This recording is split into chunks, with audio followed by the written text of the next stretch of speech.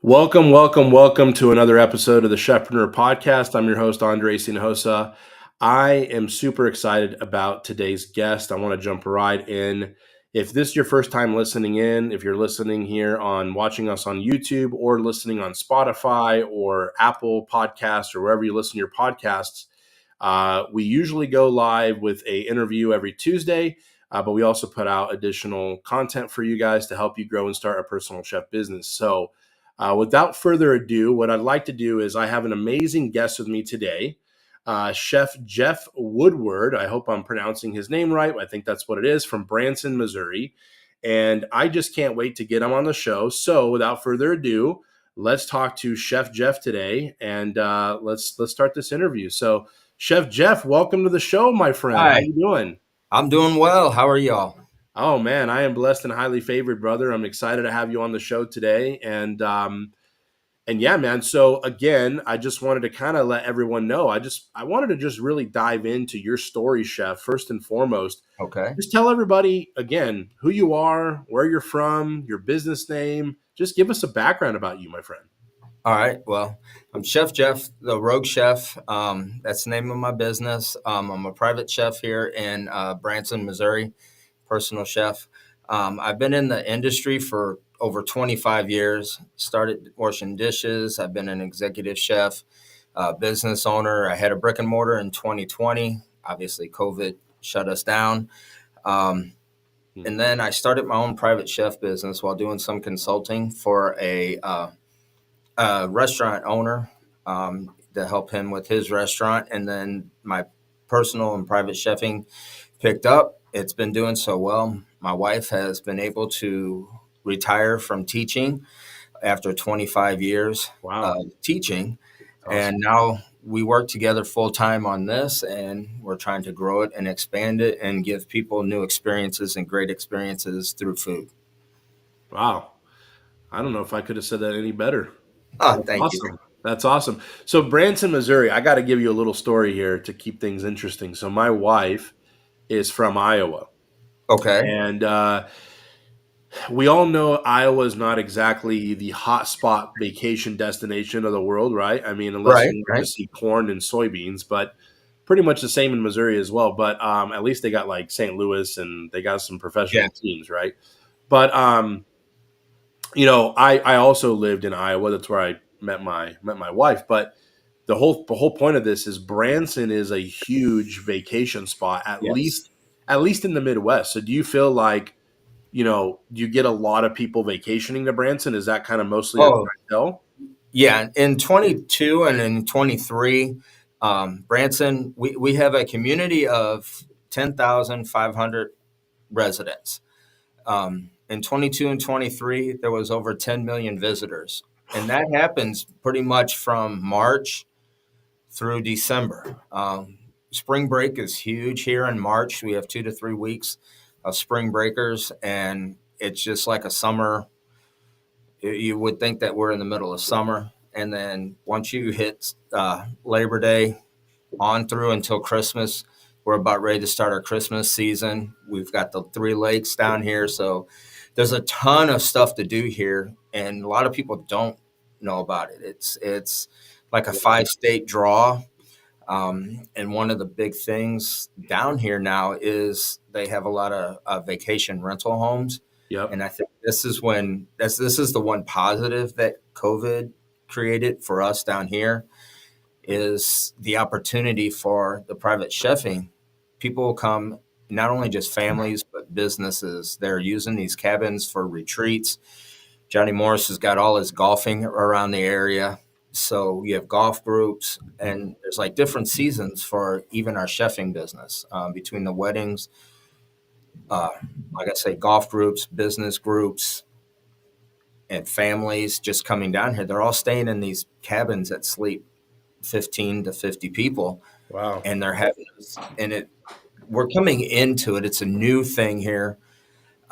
It's only growing. We've noticed it in the last 3 years. It has picked up, and that's where we're looking to expand. And how can we take a bigger piece of this pie here? Awesome. And So, I love what you said about, and we have to call it what it is. Unfortunately, or fortunately, right? And I've said this many times as far as, the COVID word or pandemic or whatever you want to use, the biggest thing for me was I think it created more of an opportunity, yes, but I think it helped a lot of people see, and possibly even including yourself, see that it wasn't that the opportunity was there all along, but it was kind of like going through that actually kind of revealed that Right, opportunity, right? And right, so and so now I think there's other ways that people have capitalized on that. And again, we're not all about using tragedy to help grow these right, things, but right, these things happen, right? These things happen over time where industries become stronger or unfortunately weaker in different times of history and as things right. move. And even recently with the hurricane in Asheville.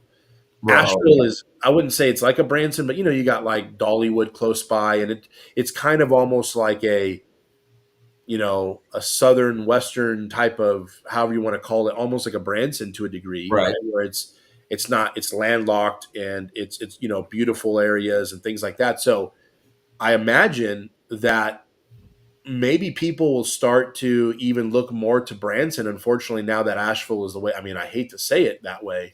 right, We also have to be honest.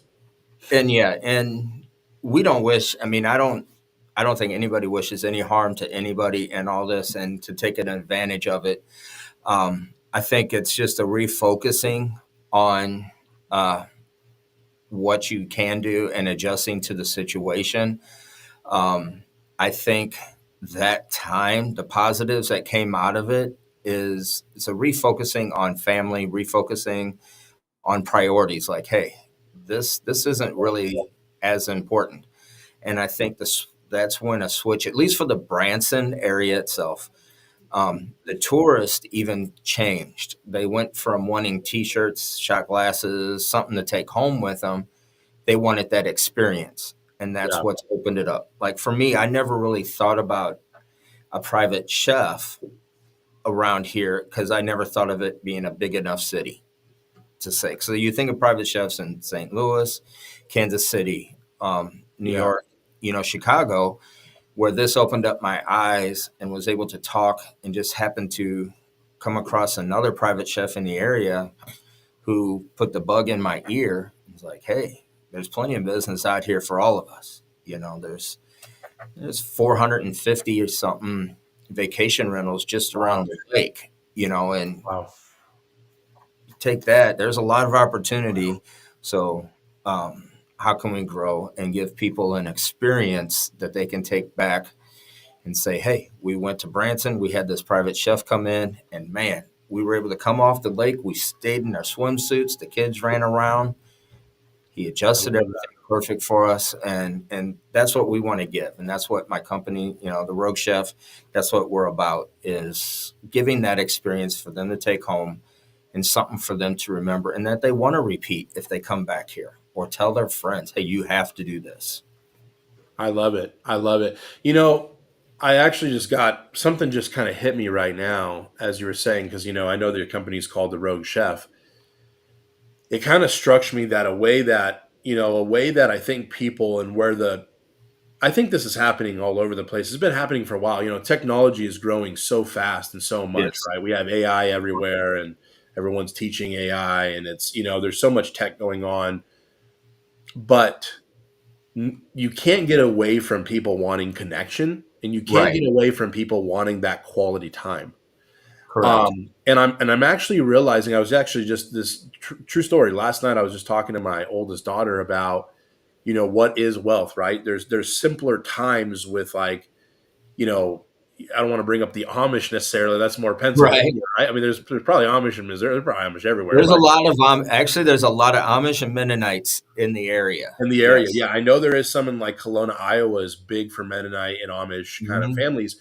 But the reason I'm bringing them up is there's a simpler way of life. And let's face it, a lot of people don't probably want to be like, oh, I want to become Amish, right? But they Right. want this feeling of simplicity. And it's funny how a simple life is now more luxurious than sometimes the highfalutin, Right. someone from Branson who was born and raised in Minnesota or Missouri or Iowa or the Midwest in general. It's nice sometimes to go visit the big city, right? The big, Right. Chicago, New York, LA, see Hollywood Hills. After a couple weeks, you're like, yeah, do I want to see a bunch of strung out people on drugs on the street? I want to go back home to see some field, right? And just kind of hang out by Right. the lake and smoke a stogie, right? So, but what's funny is all those people now are wanting more of that experience to feel like, and Branson offers that. Branson offers an ability to go and have fun with like theme parks and attractions Right. at the same time, like being in Missouri and kind of being out in the open. And Right. so I think that it's a luxury, not only, of course, the service you provide as a personal chef, but a luxury of people, like you said, wanting those memories, wanting to come back to this place of Right. connection and connecting with people. And I'll be honest, man, I work hard. Me and you, we both work Oh hard. yeah. Listen, we're chefs, we're hard workers, right? And so I would want the same thing. Get me out of the lake, and then I'll roll up and, oh, look, Chef Jeff got some ribeye and everything laid out for me. Hell Yep. yeah! Like this is a dream come true. Like Yep. I'll stay in my flip flops, eat my eat my prime ribeye of beef, Yeah. and then I'll head back in the lake and have fun. Right? Like it's what it is. So that's awesome, brother. That's awesome. So you know, thank you so much for again opening up and sharing. Did you? I know you said that. I think I got this from you. So you started the business technically in 2020 or in 2021? The private chef was July 1, 2021 is Okay. when all the paperwork, everything finished up and that everything was filed. Yep. We got with our attorney, our accountant, and got everything set up, and we officially became the Rogue Chef on July 1 of 2021. Awesome. Awesome. And your wife is working full time. Can you tell us a little bit about your wife? What's her name? It's Dr. Dana. She was an English teacher for over 25 years, 26 years. And she got her doctorate from Mizzou in educational leadership and policy analysis. But she's my definitely behind the scenes driving. She helps drive all of our social media. Helps with the communications. As you know, as Yeah. chefs, we don't usually necessarily communicate in the right way or anything, especially coming from Yeah. like I came from Big Cedar when I started this, and she's just been the driving force and been helping get us to that next level and helping me push myself Mm. and push the boundaries. And we do have one other chef that works with us, Okay. um, and I met him he was one of my line cooks in Big Cedar. Mark does a fantastic job. Now he can do his own gigs. But we're just still trying to expand that. And that's where we are looking at the help to try to find how do we expand that Got and it. get more chefs to put in these 450 homes. And not only here, we expand. We go, I do Lake of the Ozarks. I'll go to St. Louis, Kansas City, all over, a little south of Arkansas, right next to Oklahoma, a little place, Siloam Springs. There's a group down there that I help out every once in a while. And Okay. so that's what we're trying to do is figure a way to expand us, have rogue chefs all over the place. Okay.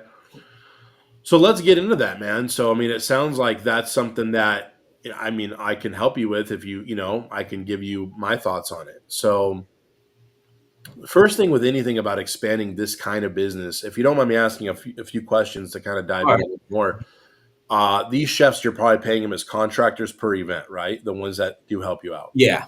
Okay.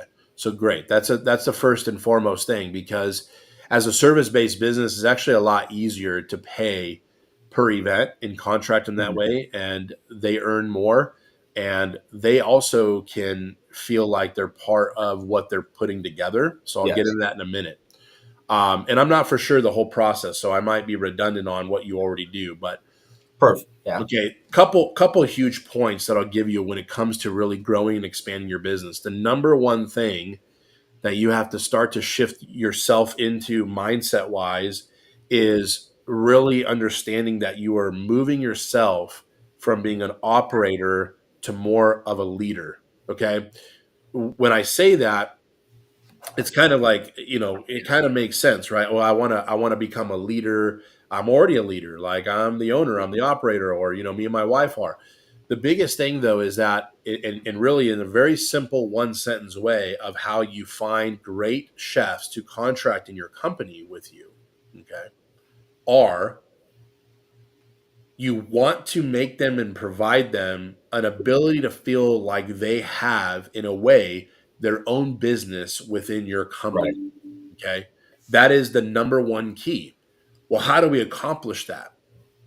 This is where, again, that servitude doesn't just go out from the outer side of, like, from the company to the client. It's going now into the chef. And, just to kind of get this off the table right out the gate, you're never going to be able to protect yourself necessarily, quote unquote, 100%, Right. the chef going and doing their own thing. Okay. Right. But honestly, I mean, when I was an executive chef of a hotel, I mean, I, what's stopping them? What's stopping me, and what's having them stop me, like leaving and quitting and going doing my own thing? Like, there's nothing, right? Like, I can Right. start a hotel if I want to. Now, I did not go start a hotel. Okay, I don't have $100 million to drop on a hotel, nor do I want to do that. But Correct. there's ways, yes, that you can protect yourself. But as weird as it sounds, I think society wants to protect.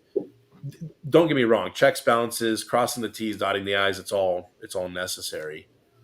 But the best way to protect yourself is to build a good culture. It's to lead Right. people, to give them an opportunity. Because realistically, chef, you just admitted yourself, right, that I really don't like all the necessarily admin stuff, techie stuff, all Right. the T crossing and the dot, I dotting, right? That's not really what us chefs love Right. to do. So, newsflash, other chefs usually don't like it as well, right? So Right. if you bring Right. them into your company, where you start almost facilitating and making them feel like, okay, and weird as it sounds, it starts with the vision, number one, of you being the leader and transitioning. Okay. Number two, it starts with the verbiage of even how you talk to them. Okay. What I mean by the verbiage is, we're going to build this. We are going to build Yep. this. Let's build this. Let's, see how we can get you more events. Let's work together on growing this area, especially if you're going into other areas.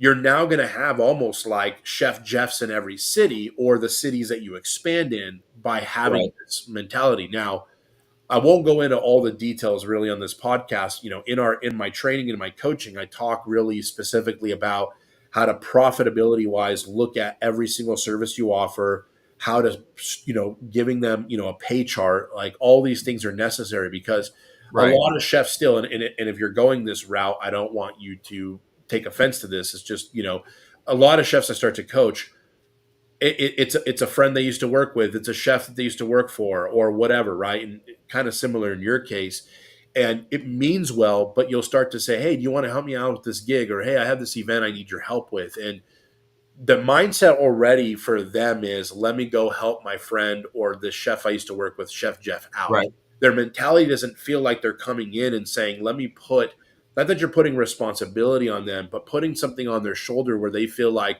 no, we're the two ox, and we're plowing this thing together, right? Right. And Makes sense. people actually like that, believe it or not, because they feel like there's more trust, number one, with more responsibility and more accountability, which is funny. I just talked about that on my other video, right? Like, you implement that and there's more trust given to you. There's actually more trust Right. when you go that way. Okay. And so the biggest thing about that is, so that's where you start to lead them. Now, again, you do have to have the pay charts and the contractor agreements and an onboarding process to make them feel like it's official. If you don't have that stuff, they do feel like, well, it's just a gig. And we don't want that. Okay. Again, Right. we want them to feel this is a real organization with a real leader, with a real company. There's a real vision, there's a real motive. I won't dive into all of that, but your mission statement, your vision for the company has to be very clear, so you can communicate that to other people that are working with you. Right. So, shifting into the leadership perspective, having the whole vision be like, this is something I'm inviting you into. And then again, like paying them, handsomely, of course, and setting it up. Now, just to give you some quasi numbers, when I coach on every event that you wouldn't cook for, you should be earning around 40 to 60% profit if you're not even there. Okay. So it's a very Okay. profitable business. So we have to look at your prices. We have to look at, what you want to pay the chefs and their caliber of skill. Um, and it's across the board, but it's also individual. That's what's beautiful about it. You might have services where you're like, hey, my fine dining kind of 5 course stuff, if that's what you do, which I'm not for sure everything you offer. If I'm going more on the 5 course option and it's more high end, maybe this is the best chef in my team for that. Right. Maybe this other chef that's 2 years out of culinary school has a good grasp on cooking. Maybe there's some of the family style stuff that's a little bit more straightforward, burgers, dog, whatever. I mean, I'm just Right. some stuff here. They might be more suited for that. So based on the skill level, you can also draw up specific pay charts and agreements with each chefs where they're getting even bigger, I guess you would say, pay per event than others. Not because you're trying to be unfair, but it's matching the skill level, it's matching what the service Right. is, and so forth and so on. So Yeah, that there is makes a practical sense. side. And really, brother, it's about driving home that vision and mission. That is the biggest thing. And don't be afraid. I think sometimes us entrepreneurs are afraid, like, well, if I disclose what my plans are, it's going to feel like I'm trying to just grow me and my family's business, right? Right. But realistically, and I hate to say it, but you have to sometimes get the cobwebs out from other people how they perceive, right? I wouldn't say non-capitalists, but people think that as businesses grow, other people lose, and it's actually not true. It's No. actually, Yeah. you're blindly stealing from somebody and slave laboring somebody, but that's not what we're doing here, right? If the Rogue Chef grows, that means there's more events, more opportunities for chefs to be more booked in your company and earn more money, Right. right? Right. Right. So, so it's pitching that vision, becoming that leader, inviting them into your story of not your story personally, but the story of the vision of the Rogue Chef and what you want to display to the world. And there's going to be people that aren't going to want that, and that's okay. Right. Hey, if you're looking for a gig, like I've actually just coached recently one of my chefs to put a job description out on LinkedIn, right? He got like 13 hits in 48 hours, but I helped him write it to where it clearly stated the vision, and the wording that we used was not looking for personal chefs to take on gigs. It was, we're looking to be the best personal chef company in Charleston, South Carolina. We're looking to grow this and become the number one name. If that is Okay. something Yeah. you want to help us do, we would love to talk to you. It's not join us. It's, would you like to even help us get there? Right. And it brings up, as weird as it sounds, a psychological event happens. It plants this seed like, oh, Jeff got a big vision. The Bible says, and I'm not for sure if you're a believer, doesn't matter if you Yeah. are not necessarily, but I'm assuming you are. I am. You are? Okay, awesome. Well, the Bible says, right, for a lack of vision, my people perish. People want to be attracted to vision, right? Right. When there's a big vision, it's like they're being called up as opposed to being called on the bus. It's like we're calling you up, right, to Right. help us drive this bad boy. So, um, the how tos probably can't discuss all those on the show because there'll be another 3 hours Oh here. yeah. But Definitely. again, it starts with the verbiage. It starts with getting you fired up about the mission and vision. And maybe, the way you started the business, great story. We started it during this time. My wife left, this and that. When you bring people on, they don't necessarily always want to hear tons of the backstory. It's more on what's the future look like. What do you want to do? Not what did you do? Correct. Right. And so That's you more you so start, yeah. and again, it's so funny how this works, right? Like if you start putting that out there, even on this podcast, and a client is watching this of yours or a potential client, clients as well want a chef that's running a company with a bigger vision. If Right. there's a bigger vision, that just means you're serving me better. You have more capacity to serve me. You probably have better team to serve me. You're taking it serious. You're not just like, hey, shoot me a DM. I'll send you a quasi invoice on a Word doc, and then you'll Zelle me some money. It's no, there's a Right. process in place. There's stipulate. that's just more trustworthy for the client as well. And again, Right. I don't know your whole setup. Chefs can Yeah. get to a great growth rate by just going out there and just taking on clients like you've done, and you've done more than that. I'm not belittling anything you've done, Oh, I please. understand. Yes. So it's just, but it's funny. It's an intentional shift.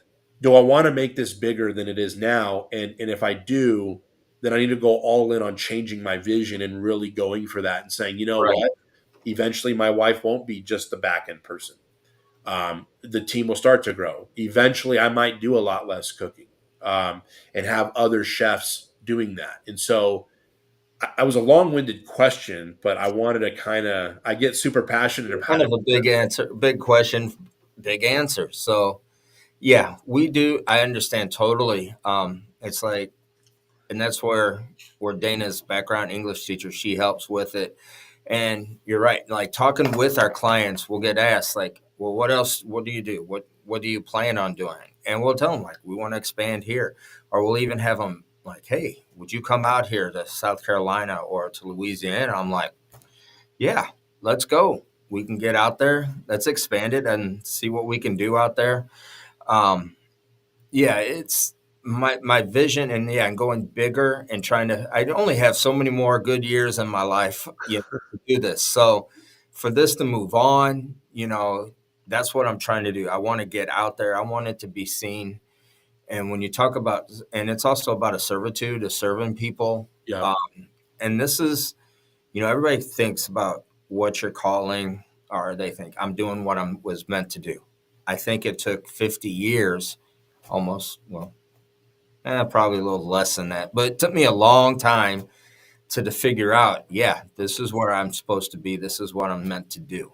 Um, and so now I just want to share my passion for food, and I want to find people that have that same passion. And love it. I love it. they're also they're representing themselves, but they're also representing me too. And I have the big thing about that. It's like you're not just like Mark knows he's not representing Mark and just Mark. He's representing the Rogue Chef, Correct. and he's been with me long enough, and to the point where we have a term down here called Branson famous. And it's kind of like that small thing where you start getting recognized out at the store, and people start recognizing what you do. And I love it when people ask me questions like, how would you cook this? Or like the local butcher that we have down here that I get some stuff. If I'm there and somebody's asking them questions, they'll refer them to me. So that's what I'm loving. And I know this kind of like off topic, off not being, but I think it is also part of being a chef and being a private chef. When you start working with your local Yeah, companies, local stores, give that information, help people out. It's all about that, helping people out to have that better experience, whether it's with you hundred or percent, that they're trying to do on their own. 100%, 100%, And and that's the community aspect of it. right, It right, goes again, like you said, even beyond your team. It goes into the actual community. I mean, the same thing in San Diego with Chef Daniel. In fact, Chef Daniel's my executive chef, right? He's, you know, I don't think he'll mind me sharing this, but he did over six, he's done over six figures in my business in the last 3 years, right? Every right. year. Wow. And that's he's in the business. He's not, this is not his company, right? But But there's ownership there with that, right? right, And he has Tip Top Meats, he has, Iowa Meat Farms, he has Cecil's Meat Market in San Diego, Specialty Produce. He has all these places. I mean, he'll even go to the Sprouts, and like if the guy that works there, the butcher, like knows him by name, like, hey, I need the two right, tenderloins, and he doesn't have to say anything else. He already knows how he wants them, right? So right. it translates that into the clientele. And Mhm. the more integrated you can make your team in those processes as well, everything from the menu creation for clients they're serving, which that's a pretty easy buy-in, right? If they create the Right, menu and you kind of look at it and say, you know what, man, this looks great. Like, can't wait for you to knock this one out and knock their socks off with it. Do you think they're gonna cook that food that they put on a menu bad? No, they're gonna be like, this is my stuff. I'm representing the Rogue Chef, but within the Rogue Chef, like, this is my domain. right. And So, and that taking ownership is what, yeah, somebody taking the ownership of what they're doing and what they're the representation. And that's the hardest thing. And I guess for some of us chefs, and I know for me, sometimes finding that person to trust, Yeah. that I know that Yeah. when I'm not, like, even when I was in the restaurants, finding that chef or that cook that can take care of, that's going to make sure that the food always goes out, whether it's at that first ticket or that last ticket at 10 o'clock at night, 11 o'clock at night, when you're getting ready to go home. It's that person that's going to take care of that ticket the same as if it was the first, and no matter who it is. Correct. Um, it doesn't matter if they're someone famous or if they're just us coming off the street. You want to treat everybody the same way. And that's what I'm looking for and trying to grow and get that and have positive attitude, for that, and taking the ownership No, of. yeah, absolutely. And the processes as well need to be instilled in that. And there is a framework and a process for everything, right? And so, when I've coached people, there's a process for growing their team, scaling it, how to create that culture, how to create that leadership. What does the onboarding documentation look like? How do we do this? How do we do that? It's again, it's a reinvestment of your business with your time. If you really think about it, when you go cook an event right now, I mean, this as best as anybody. I hope you do. Hopefully Mhm. you're charging accordingly, chef, for your services, but Oh yeah. it's a highly profitable business, right? Especially if you're the chef going there, like a lot of money goes into you and your wife's pocket. Okay. Yeah. But as you grow, yes, quote unquote, every event you're quote unquote have a lower gross profit margin because you're paying out your contracted chef. However, it leverages your time, number one, but really it's a reinvestment of even like, oh, if I go cook this, I would earn this. If they go cook this, I would earn this. Now, I could get into the math, of course.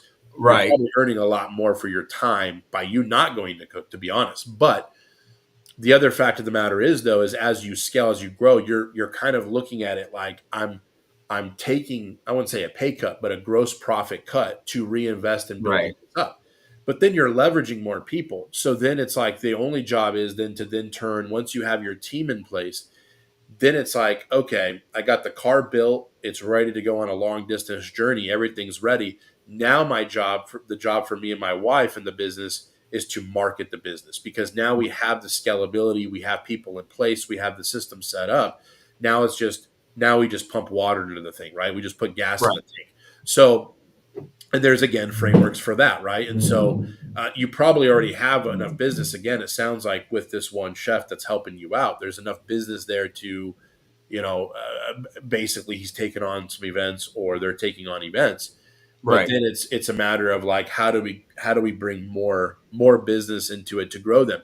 And that's the other thing too, as the leader is responsible for, is like then you're communicating with your chef.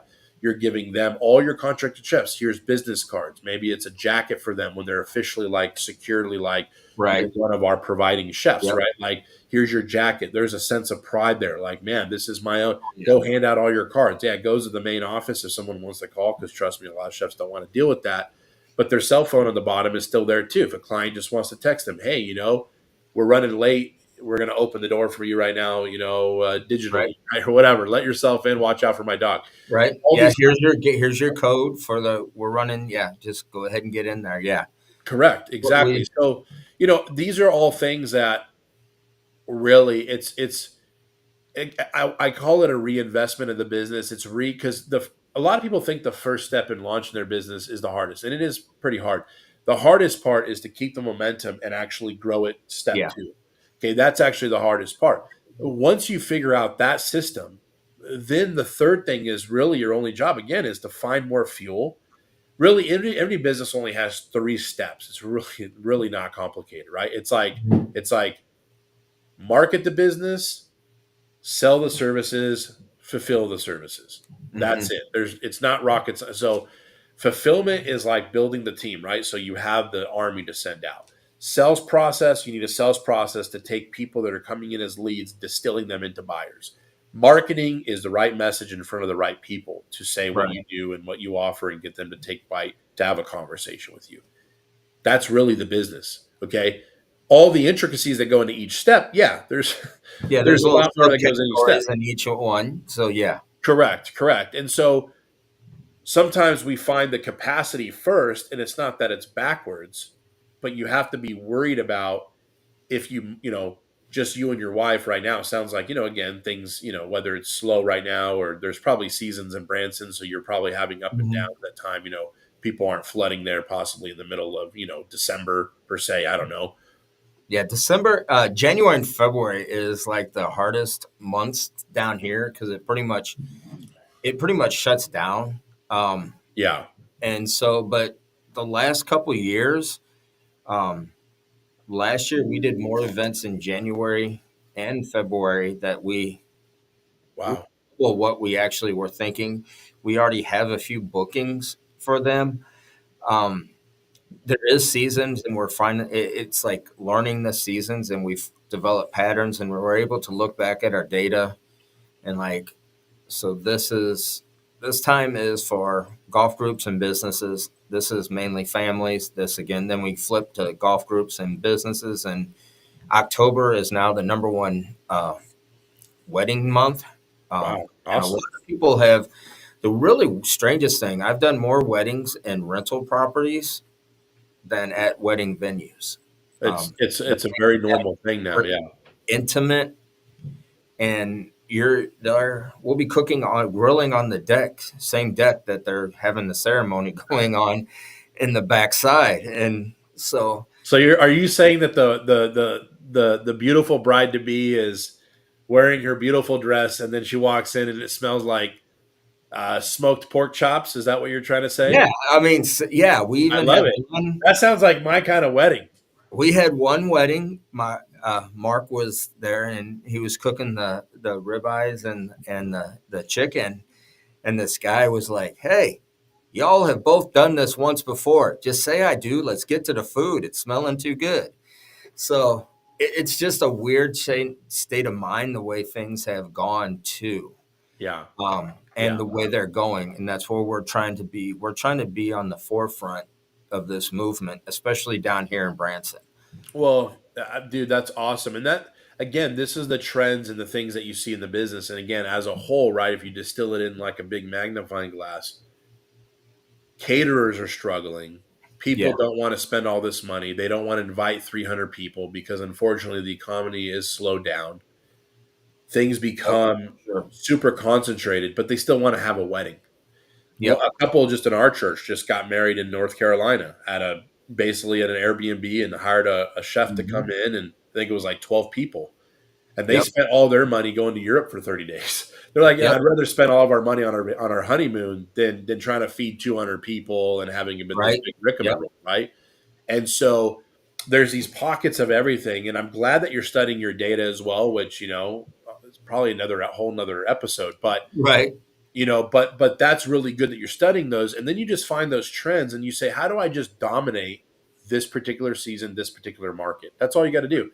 How do I dominate them? Do I partner with 10 more event coordinators, 10 more wedding planners? Do I, okay, when it's vacation rentals, like I'm going to be the number one person with vacation rentals that everybody knows my name, Right. and I also have the capacity, because just like we were talking about how you present yourself to internally to a contracted chef or someone you're kind of wanting to have as your team, okay, it's the same thing. You're wanting to emit the same vision to partners, because partnerships, if I have 30 vacation rentals in Branson area, just say I'm just, a company, a Right. local company got 30 rentals I manage or whatever, I want to know it's not just Chef Jeff with his little cart. If I look at like the Rogue Chef is like, okay, this is a company that has multiple chefs that can handle. There's just so much trust. First of all, if they trust the company, not just you, they Right. trust the company, right? It's the whole thing, the brand, the whole thing. Again, then they feel confident to say, oh, they got us. Like we got 4 events happening at 4 different rentals on a Saturday, and they're all covered. Like they're not going to go there and try to call this chef if they're available and call this chef if they're available. So one of our partnerships is um, Key Concierge, right? So they have vacation rentals now. I mean, we're like partnered with them in like 25 cities right now, right? And what we do is we use our Chefpreneur network. I mean, if you want to go start an educational coaching company and then have a network of all these chefs that you coach, that was part of the vision for us was how do we provide Right. more value to the chefs to give them events, but also provide and know that there's vetted people that we've coached and trusted and helped them build their company, and they're in Tahoe or they're in Scottsdale or they're in Asheville or they're in, wherever. Right. And now Key Concierge, literally, we're their national partner. They don't go to individual chefs anymore. They come to us and we disperse and we basically book the chefs, and it's a whole thing. But that's Right. the expansion part of it, right? So and everybody's winning. No one's losing in the deal, right? I mean, Key gets a consistent one-on-one relationship from company to company. We have Right. all the relationships on the back end. Now, I'm not saying that's your vision, national wide, but if you dominate cities with your own brand and you Right. operate those cities, man, there's a lot of growth, man. I mean, I hope I brought you a lot of value. I hope I gave you some value today. Yeah, you did. Yeah, and it's just all that learning process and trying to grow. I think we're always constantly learning. If you're Yeah, not open to that, I think you'll plateau and there is no success. And 100%. hardest thing to do is to change, and that's been my biggest thing is changing, learning to change, and learning some of these different things. The social media, yeah, I can scroll, but we're on 9 sites, 9 different social media things. Um, and like you said, with like the rentals, we're in almost all the rental properties around here. Um, we've partnered with a couple of them to be their only offering, and then working with our 3 of the local chambers of commerce. That's been helpful Awesome. too, because it's also they're excited to work with us because it's a definitely an I don't want to careful how I word this. I don't want to say upscale, but a higher end experience that they now can offer people around the lake and that Yeah, come to Branson. So I love they it. don't Yeah. have to go to Big Cedar to get that experience. They can get that Big Cedar experience in their own home. Literally in their backyard, right? I mean, Yeah, and really. and they can learn. What I do like about it is being upfront, being able to see my clients, see their reaction. We have a little saying, the sound of silence is when you hand them their meal and they're yapping and yapping and yapping, then all of a sudden it's quiet, and we call it that sound of silence because they're really into their food. Because at first I was like, oh man, something's wrong. They're not talking, they're not saying anything. But no, it's like, then you check on them, they're like, oh my God, this is great. And it's just that instant gratification for us, knowing that we did provide what they expected and going above and beyond what their expectations are. I love And that. I love that, man. and it's just something we do. And I know, like we talked about the promoting, like uh, and like Yeah. additional businesses, like registering, like the trademarks, and we work with a local lady here who does her own salts, flavored salts, where we have a Rogue Chef salt package and a Rogue Chef coffee. And that's another way to expand and get into and it's something else to offer the guest. It's something that we can do. And we're just trying to figure out ways to grow our name, get our name out there in different areas and different possibilities. And yeah, and owning Branson, we want to be known as if you're going to Branson, you have to go to the Rogue Chef. You have to get the Rogue Chef to cook you a meal, and that's the goal. That's the vision. And then to say, hey, we're going. Like I'm doing a wedding in St. Louis later next early next year, and that's the exciting part. I'm being able to go there and expand there and get into those markets too. Well, honestly, man, I love it. I've loved this conversation. I've loved how your vision is expanding for the Rogue Chefs, and I really enjoyed our interview today, Yeah. brother. And any last words for everybody out there? Um, Now, if you're coming to Branson, look up the Rogue Chef. We're on Facebook, Instagram, TikTok, all that stuff. YouTube, we do a YouTube channel too, and just come down. Let us show you the hospitality that we have down here. Great people.